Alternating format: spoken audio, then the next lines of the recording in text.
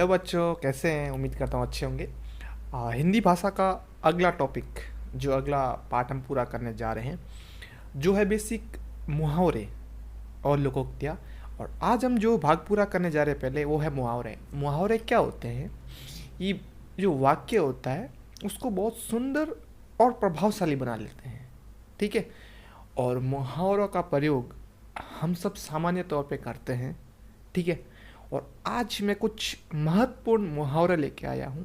पहले मुहावरे की हम परिभाषा समझेंगे, फिर कुछ उदाहरण देखेंगे। परीक्षा में आपको एक सवाल इसका ज़रूर मिलेगा, मे भी नहीं भी मिले, बट ये व्याकरण की दृष्टि से काफ़ी महत्वपूर्ण भाग है। तो आइए शुरुआत करते हैं हमारे वीडियो की। तो देखिए, मुहावरे हिंदी भाषा को सुंदर और प्रभावशाली बनाने के लिए हम मुहावरे और लोकोक्ति का प्रयोग करते हैं। हिंदी भाषा में मुहावरों का प्रयोग भाषा को सुंदर, प्रभावशाली, संक्षिप्त तथा सरल बनाने के लिए किया जाता है। इनके विशेष अर्थ कभी नहीं बदलते, यानी जो इनके अर्थ है वो नहीं बदलेंगे। वाक्य में इनका प्रयोग करने से उनका जो भाव बदल जाता है। ये लिंग, वचन और क्रिया के अनुसार वाक्यों में प्रयोग होते हैं। अगर स्त्रीलिंग है तो उसके लिए अलग, पुल्लिंग है तो उसके लिए अलग। ठीक है। वचन और क्रिया हम इससे पहले के पाठों में ये तीनों पढ़ चुके हैं, लिंग, वचन और क्रिया। ठीक है। और इसके बाद में इस प्रकार जो वाक्यांश अपने सामान्य अर्थ को छोड़कर विशेष अर्थ को प्रकट करते हैं वो क्या कहलाते हैं? मुहावरे। अभी आपको परिभाषा याद करने की कोई ज़रूरत नहीं है, आपको एक बार समझना था। मुहावरों का प्रयोग करने से जो वाक्य है वो सरल, ठीक है, सुंदर और प्रभावशाली बन जाता है। सिंपल। अब हम बढ़ते हैं कुछ मुहावरों की तरफ। ठीक है। कुछ मुहावरे दे रखे हैं, मैं आपको बारी बारी एक एक मुहावरे समझाऊंगा और आपको ये जो समझने हैं और याद करने हैं। ठीक है। सबसे पहला है अगर मगर करना। अगर मगर करना आपने सुना होगा कभी, या फिर टाल मटोल करना, है ना। अब आपको भी ये क्लास लेने से पहले काफ़ी अगर मगर किया होगा कि पढ़ने बैठ जाओ, क्लास का टाइम हो गया है। ठीक है। तो अगल अगल या फिर अगर मगर का मतलब हो गया टाल मटोल करना। माँ ने अंकित से पढ़ने के लिए कहा तो वह अगर मगर करने लगा। ठीक है। अगर मगर का मतलब आप समझ गए होंगे कि वो बात को टाल रहा है। ठीक है। माँ ने अंकित को कहा तो वो बात को टालने लग गया। ठीक है। अगले पे जाते हैं आंखें चुराना। ठीक है। मतलब अपने को छिपाना। ठीक है। ये कब होता है? गलत काम करके आंखें चुराने से कुछ नहीं होगा। गलत काम बोले तो जो आपको कल होमवर्क दिया था वो आपने पूरा नहीं किया, तो अभी आप आंखें चुरा रहे हो, इससे पीछे छुप रहे हो किसी चीज़ के पीछे कि पता ना चल जाए। बट मुझे पता है जिन लोगों को सिलेक्शन चाहिए उन्होंने अपना होमवर्क ज़रूर पूरा किया होगा, और जिनको नहीं चाहिए वो मौज मस्ती करें। फिर आंखें खुलना। आंखें खुलना मतलब सुबह सुबह आपकी आंखें खुलती है वो नहीं, वो अलग है। आंखें खुलना का मतलब होता है होश में आना। आपको परीक्षा का समय बहुत कम रहा परीक्षा में और अभी आपकी आंखें खुल रही है, आपको तैयारी मजबूत करनी होगी। ठीक है। और फिर अगला है आंखों का तारा। आप सब अपने पेरेंट्स के लिए आंखों के तारे हैं, यानी बहुत प्रिय है, लाडले हैं। ठीक है। आंखों में धूल झोंकना। आंखों में धूल झोंकने का मतलब क्या होता है? ये नहीं कि आप कोई खड़ा है उसकी आंखों में धूल डाल देते हैं, फेंक दी धूल उसकी आंखों में गिर गई, नहीं। इसका मतलब यह है कि धोखे में रखना। ठीक है। धोखा देना। ठीक है। ठीक है। अगर आप अभी भी नहीं पढ़ रहे हैं मेरे बताए अनुसार, तो आप अपनी आंखों में धूल झोंक रहे हैं, क्योंकि आपका सिलेक्शन नहीं होगा, आपको पढ़ना पड़ेगा। फिर अगला है आसमान सिर पर उठाना। कहने का मतलब, आसमान सिर पर उठाने का मतलब जब आपकी क्लास में टीचर नहीं है या शिक्षक नहीं है, बाहर चले गए 2 मिनट किसी काम से, उनको ऑफिस में बुला दिया, तो पीछे आप आसमान को सर पे ले लेते हो, मतलब बहुत ज़ोर ज़ोर से शोर मचाने लगते हो। ठीक है। आसपास के क्लास वालों में भी पता चल जाता है कि आपकी क्लास में, आपकी क्लास के बच्चों ने आसमान को ऊपर ले लिया है, सिर पे ले लिया। फिर है ईद का चांद होना। अब ईद का चांद होना मतलब क्या होता है कि अभी आपने खेलना कम कर दिया होगा। ठीक है। आपको पेरेंट्स बोल रहे हैं तैयारी करो, खेलने नहीं जाना है, कम जाना है, तो कॉलोनी वाले आपको देख के सोच रहे होंगे कि भाई तू तो ईद का चांद हो गया है। तो कहने का मतलब ये है, ईद का चांद हो गया तो मतलब ये है कि कम दिखने लग गए, है ना। तो आप तैयारी ज़्यादा कर रहे हो इसलिए खेलने वाले जाते नहीं हो। स्कूल स्कूल से वापस वापस फिर तैयारी। फिर अगला है कान भरना। अब कान भरने का मतलब ये नहीं कि आपने किसी कोई चीज़ ली और वो कान में डाल दी फिर आपका कान भर गया नहीं, ऐसा नहीं है। कान भरने का मतलब है चुगली करना। आपकी क्लास में कुछ बच्चे होंगे जो क्या करते हैं, क्लास में जितने बच्चे अगर किसी ने बात की तो हम जाके सर या मैडम के कान भर लेते हैं कि मैम इसने ये किया, सर इसने ये किया। तो आपको कान नहीं भरना है, चुगली नहीं करनी है, ठीक है। अगला खाक छाननी, ठीक है, या दर दर भटकना। समझ रहे हैं आपको।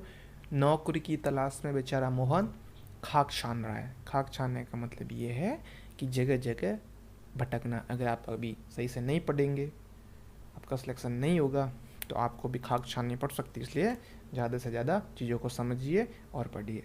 फिर अगला है कमर कसना। आपने कमर कस ली कि जब तक मेरा सिलेक्शन होगा नहीं, ठीक है, जब तक के लिए मैं बिल्कुल सारी जितने भी अन्य काम है वो कम कर दूंगा। खेलना, टीवी देखना, बाहर घूमना, मोबाइल में गेम खेलना, ये सब आप कम कर दोगे। आपने अपनी कमर कस ली है ना। कमर कस ली का मतलब है कि चुनौती के लिए आप तैयार हो। आपके परीक्षा में कैसे भी प्रश्न आ जाए आप घबराएंगे नहीं, क्योंकि आपने कमर कस रखी। आपने बहुत मजबूत तैयारी की है। फिर अगले पेज की तरफ कुछ और मुहावरे वो हम समझते हैं। अगले पेज पे है, हाँ मैं आगे चलता हूँ इसको एक बार, ठीक है। अगले पे है खून पसीना एक करना, कठोर परिश्रम करना। आपके पेरेंट्स, माता पिता आपके लिए खून पसीना एक कर रहे हैं, बहुत मेहनत कर रहे हैं। वो चाहते हैं कि आपका सिलेक्शन हो जाए, इसके लिए आपको मेहनत करनी पड़ेगी, कठोर परिश्रम करना पड़ेगा, ठीक है। खून पसीना एक कर देना, ठीक है। खून पसीना करके ही हम अपने लक्ष्य तक पहुंच सकते हैं। बात समझ में आ गई। फिर अगला खून का प्यासा। अब खून का प्यासा मतलब किसी का दुश्मन बन जाना, जान लेने पर उतारू होना, ठीक है। क्या होता है कि मैं आपको एक उदाहरण देता हूँ, ठीक है। कि किसी क्या किया कि किसी बिल्ली के बच्चे को किसी ने है जो दूसरी बिल्ली ने मार दी या फिर उसको चोट पहुंचा दी। तो जो बिल्ली है वो उस पे क्या कर रही है, खून की प्यासी है उसकी, है ना, उसको मारने की लिए तैयार बैठी है, ठीक है। ये तो जस्ट उदाहरण के लिए था, ठीक है। अगला है ईंट से ईंट बजाना। ईंट से ईंट बजाने का मतलब ये है विनाश करना, धूल चटा देना, उनको हरा देना, ठीक है। वैसे यहाँ पे पांडवों ने कौरव सेना की ईंट से ईंट बजा दी, ये तो वाक्य दे ही रखा है। मैं आपको और देता हूँ। भारतीय सेना ने पाकिस्तानी सेना को सेना की ईंट से ईंट बजा दी। बात समझ में आ गई, ठीक है। अगला है ईमान बेचना। कहते हैं ना कि व्यक्ति को कभी अपना ईमान नहीं बेचना चाहिए, मतलब उसको बेईमान नहीं होना, ईमानदार रहना है, ठीक है। कई कई बार आप लोग क्या करते हो, अपना ईमान ऐसे बेच देते हो कि नकल कर लेते हो। वो आपको कभी नहीं करना, आपको मेहनत से है जो आगे बढ़ना है। अगला है होश उड़ जाना। होश उड़ जाना मतलब घबरा जाना। आप पेपर में गए, अभी आप ढंग से पढ़ नहीं रहे हो, वहाँ आपने सवाल देखे तो आपके होश उड़ गए उन सवाल को देख के, ठीक है। आप सोचोगे ये क्या है, आपको ये बिल्कुल भी नहीं करना है। आपको मैं जो चीज़ अभी समझा रहा हूँ वो आपको एक बार समझनी है, ठीक है।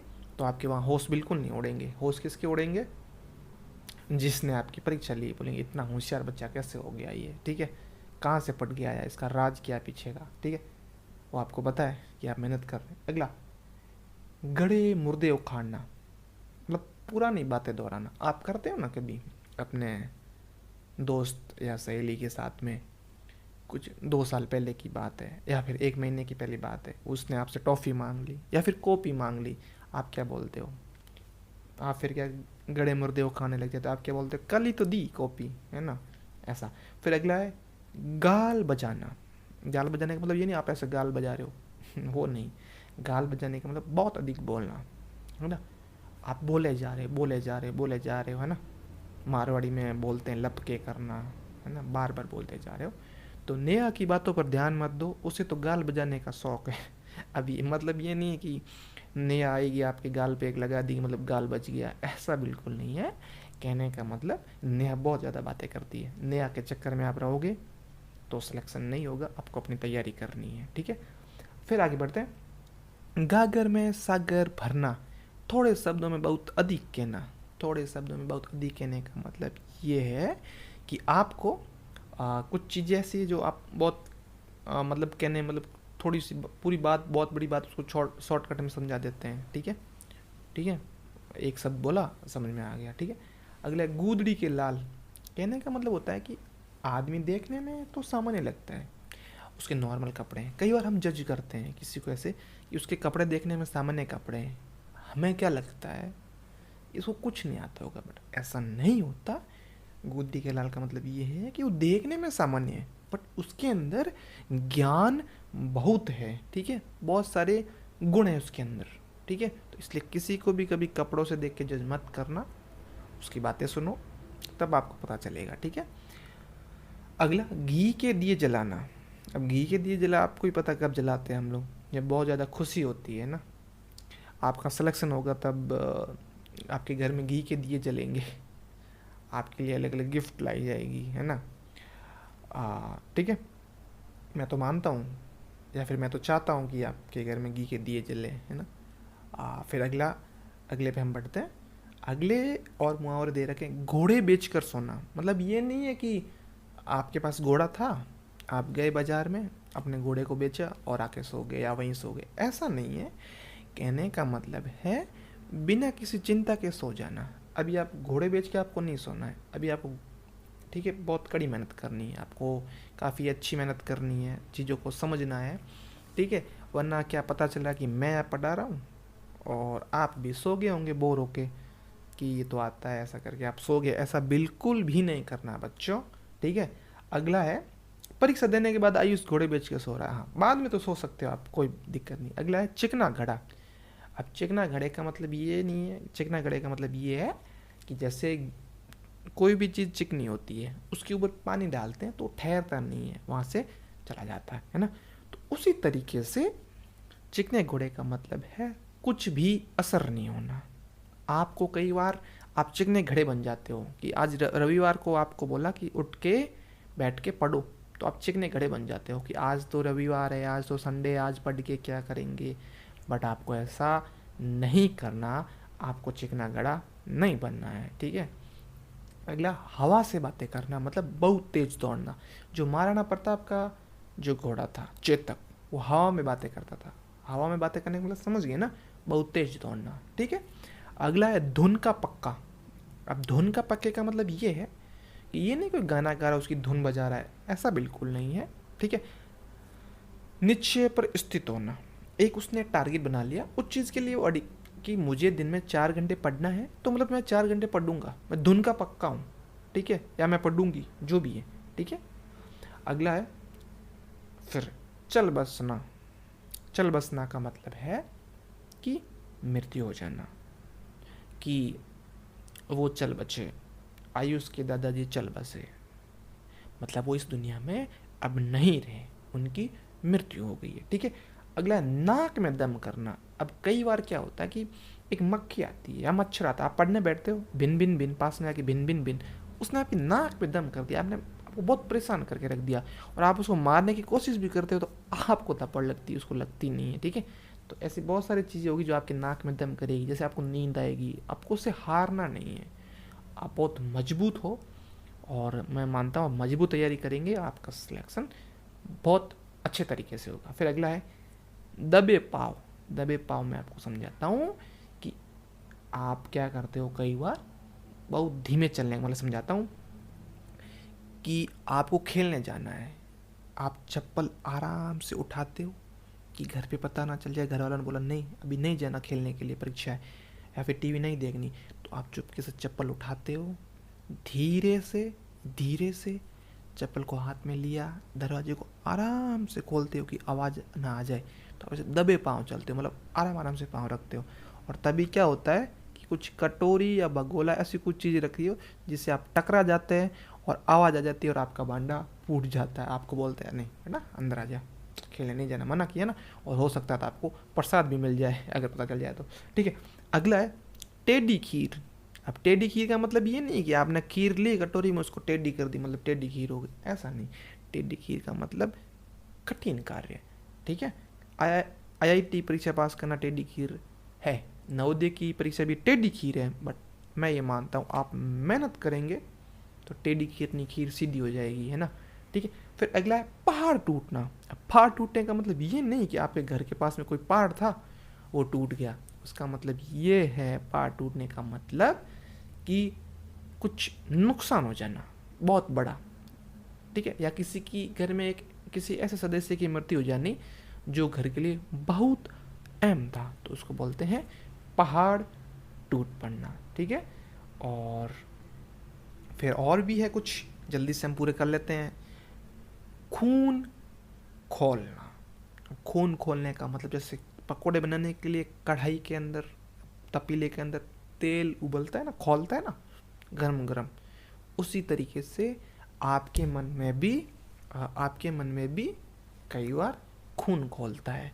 आपको खेलने के लिए जाने नहीं देते तो आपके मन में खून खोल जाता है। ठीक है, खून खोलने का मतलब है बहुत अधिक क्रोध आना। ठीक है, उसके अब सब सुनकर मेरा खून खोल गया। ठीक है, अगर आप नहीं पढ़ोगे तो मेरा भी खून खोल जाएगा। ठीक है, अगला है पीठ ठोकना, शाबाशी देना, उत्साहित हो जाते हैं जब आपका सिलेक्शन हो जाएगा तो घर वाले पीठ थपथपाएंगे, अरे लाडले ये हो गया वो हो गया, उसके लिए मेहनत करनी पड़ेगी। ठीक है, अगर आपको पीठ थपथपानी है। और दूसरा तरीका और भी है पीठ थपथपाने का आप नहीं पढ़ेंगे तो आपका हो सकता है कुछ ज़्यादा ही पीठ थपथपाई जा सकती है।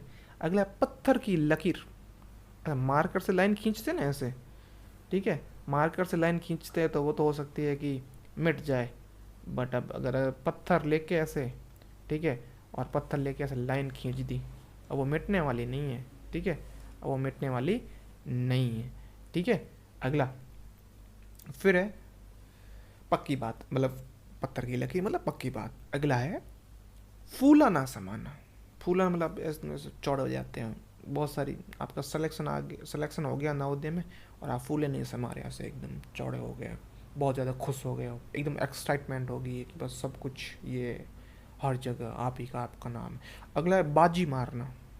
जो इस परीक्षा में ज़्यादा पढ़ेगा वही बाजी मारेगा, तैयारी के दौरान ज़्यादा पढ़ेगा वही बाजी मारेगा, और बाजी मारोगे तो आपका सिलेक्शन ज़रूर होगा। फिर अगला है मुंह में पानी भराना। मुंह में पानी भराना मतलब आपके मुंह में पानी कब भराता है, कोई पकवान बन रहा है, बाजार गए, पानी पकौड़ी का थैला देखा, चाट देखा तो आपके मुंह में पानी आ गया, है ना। मतलब रसगुल्ले देखते जी ललचाता, रसगुल्ले देखते ही उर्वशी के मुंह में पानी भर आया। ठीक है, ऐसा होता है। ठीक है, वो एक व्यवहारिक है। ठीक है, रंग में भंग पड़ना मतलब मजा किरकिरा होना। कहने का मतलब ये है कि आप 4 दोस्त हैं और 4 दोस्त एक बिस्किट का पैकेट लेके आया खा रहे हैं, और एक उधर से 5वां दोस्त दौड़ के आ रहा है, तो आपका पूरा रंग में भंग पड़ गया, मतलब उसको देना पड़ेगा, ऐसा ये सारी चीज़ें। ठीक है, और फिर अगला है रंगा सिहार, ढोंगी होना या धूर्त होना। ठीक है, मतलब आप समझ गए होंगे, अरे उसकी बात मान बैठना वही तो रंगा सिहार है, मतलब कोई धोखा दे देता है, कई बार होता है। ठीक है, जैसे बहुत सारी बातें हैं। भैंस के आगे बीन बजाना, ये नहीं कि आप बीन लाए भैंस के आगे गए और बीन बजा रहे हैं, उसका मतलब ये नहीं है। बीन बजाने का मतलब है मूर्ख के सामने ज्ञान की बातें करना। कहने का मतलब जिसको कुछ आता नहीं, अनपढ़ है, उसके सामने आप इंग्लिश बोलो उर्दू बोलो, उसको ज़्यादा समझ में आएगा नहीं, है ना। तो उसके आगे बीन बजाने से, भैंस के आगे बीन बजाओ, भैंस तो जैसे है वैसे ही रहेगी, आपकी बीन पे नाचेगी नहीं। ठीक है, तो ये मुहावरे थे, मैं आशा करता हूँ आपको समझ में आ जाएगा। ठीक है, तो फिर मिलते हैं अगली वीडियो में, तब तक के लिए इनको एक बार रिविज़न कर देना और भी मुहावरे आप प्रैक्टिस करना। ठीक है, और मैं आपके लिए अच्छे अच्छे प्रश्न लेके आऊँगा। फिर अगली वीडियो में हम देखेंगे लोकोक्तियाँ क्या होती है, लोक और उक्ति, लोगों के द्वारा कही हुई बातें। मैं उम्मीद करता हूँ जब मैं अगला ये चैप्टर शुरू करूँगा तो आप ज़रूर बता पाएंगे कि लोकोक्तियाँ क्या होती है। ओके।